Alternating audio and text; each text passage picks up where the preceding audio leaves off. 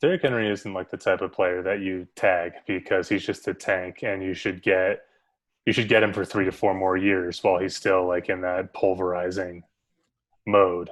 He's Yeah. not a guy that like you need to wait a year to find out. Like you know it, and you know that he's worth the money. So just give him this long term thing, and it'll work out for you if you can spread that money over 4 years. Exactly. So he was the NFL's rushing like leader last year, right? Yes. Okay.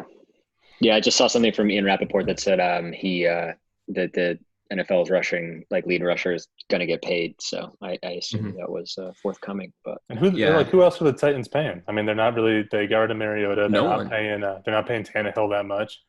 Well, their Well, I mean, he's receivers he's are got a pretty rookies, good contract. but like comparatively, Yes. it's like Yeah. other And I. quarterbacks. They got rid of Walker. Like Mhm. they got rid of Jack Conklin. They got rid of Jarrell Casey on the defensive line.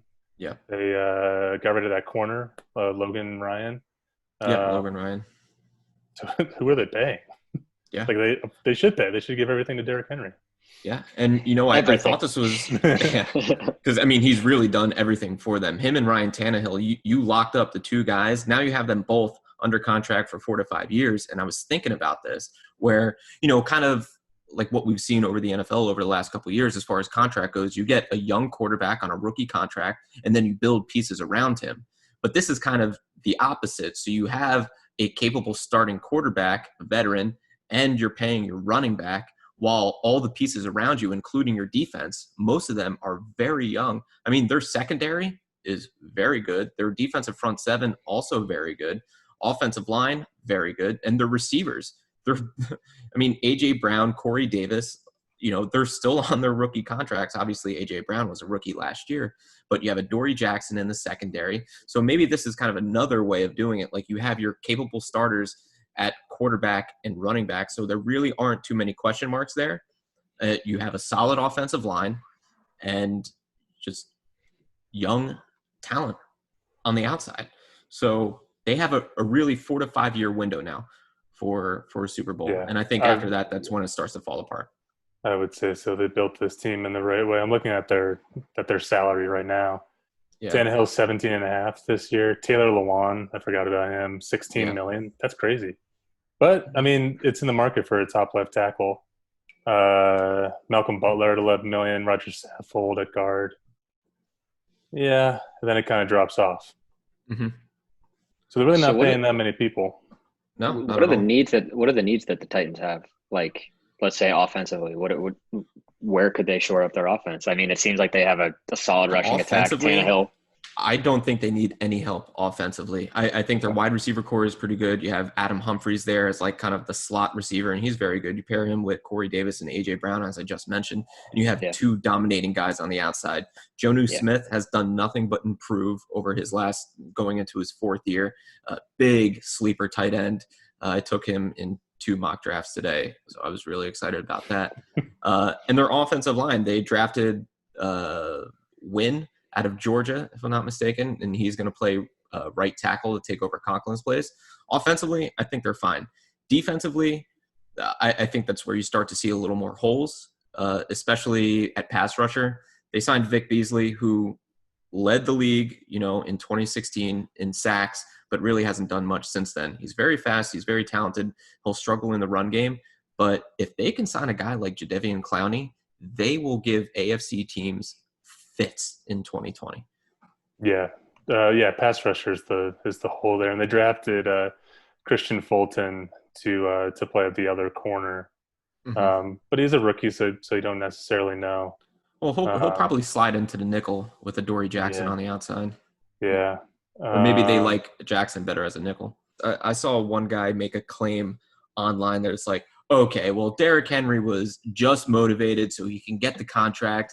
Now he's really not going to do anything.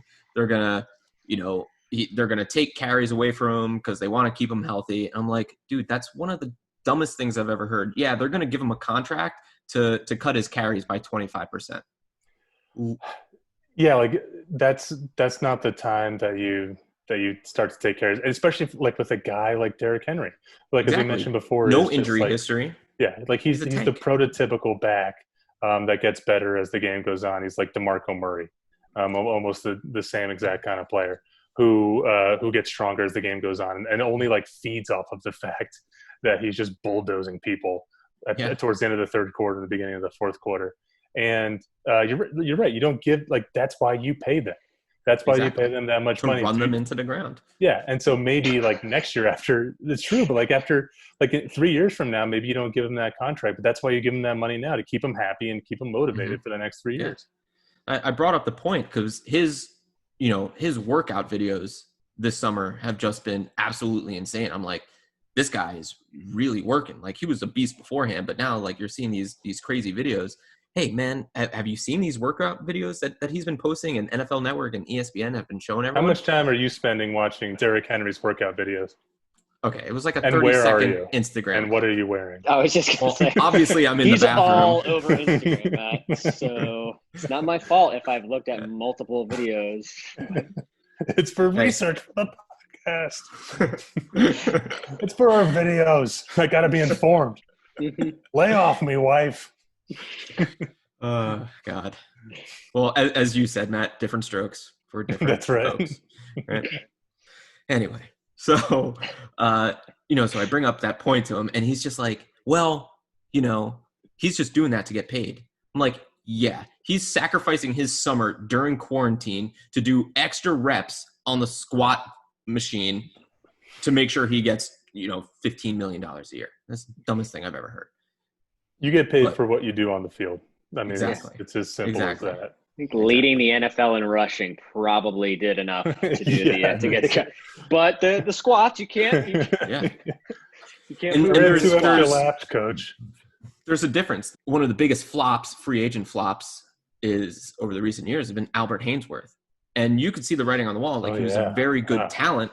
He was a very good talent when he played there. But you ask anyone, that guy never worked out. He was never in the gym, never doing extra reps or anything like that. So Washington gives him this huge $100 million contract, and that's also the Redskins' fault because they don't do their due diligence. But y'all don't say that anymore. Oh, sorry.